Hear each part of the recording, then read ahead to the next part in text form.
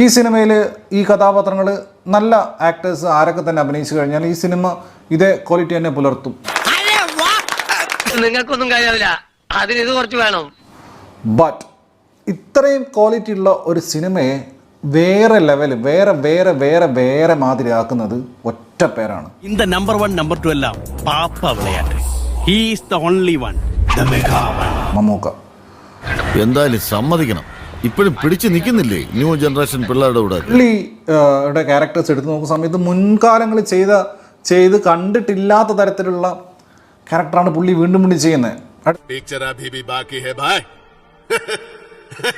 மின்சார கண்ணா எல்லாருக்கும் உன்னையே பிடிச்சிருக்கு தெரியுமா? உன் ஸ்டைலும் அழகும் இன்னும் உன்னை விட்டு போகல.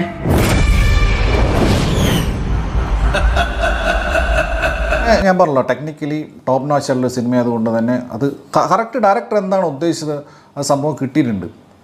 കൊച്ചി പഴയ കൊച്ചിയില്ലെന്നറിയാം, പക്ഷേ ബിലാല് പഴയ ബിലാല് തന്നെ. അല്ലാതെ ചില ഡയറക്ടേഴ്സൊക്കെ ഇവിടെ അടുത്ത കാലത്ത് പിന്നെ ഇതാ മലയാളത്തിൻ്റെ അപരാധം, വേറെ അതിൻ്റെ അസോസിയേറ്റ് ഡയറക്ടർ ഭൂമി കുലുങ്ങും തിയേറ്റർ കുലുങ്ങും എന്നൊക്കെ പറഞ്ഞിട്ട് അങ്ങനെയൊന്നല്ല സിനിമ.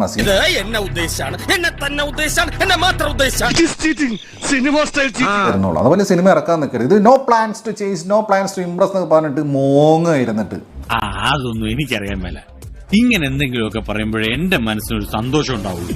ഞാൻ എന്റെ സന്തോഷം നോക്കിയാ പോരെ. അതെ, ആദ്യം നീ നന്നാകാൻ നോക്ക്, എന്നിട്ട് മതി സ്വയം നന്നാകുന്നത്, കേട്ടാ.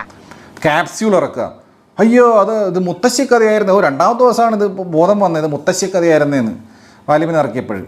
ഫ്ലാഷ് ബാക്ക് അവതരിപ്പിച്ച് അദ്ദേഹത്തെ വികാരാധീനാക്കരുത് കല്യാണി അമ്മായി. നിങ്ങൾ എന്താണ് എന്നോട് ഇങ്ങനെ നികൃഷ്ടമായി പെരുമാറുന്നത്? ഒന്നുമില്ലെങ്കിൽ ഞാനൊരു സാഹിത്യകാരനല്ലേ. എന്നിട്ട് പിന്നെ ക്യാപ്സ്യൂളാ, ഇത് not's everyone's cup of tea, ഇത് ഈസോപ്പ് കഥയാണ്, മുത്തശ്ശി കഥയാണ്. പിടിച്ചു കൊടുക്കുന്ന ആളുടെ തലയിലോട്ട് തന്നെ ലഗേജ് വെക്കുന്ന കാലമായത്. ഇത് അങ്ങനെയല്ല ഈ സിനിമ കാണേണ്ടത്, ഇങ്ങനെയല്ല. ഇത് എങ്ങനെ സിനിമ കാണണമെന്ന് സിനിമാക്കാർ പഠിപ്പിക്കണം. അത് കാണുന്ന ആൾക്കാർ ടിക്കറ്റ് എടുത്താൽ തീരുമാനിച്ചോളൂ എങ്ങനെ കാണണമെന്ന്.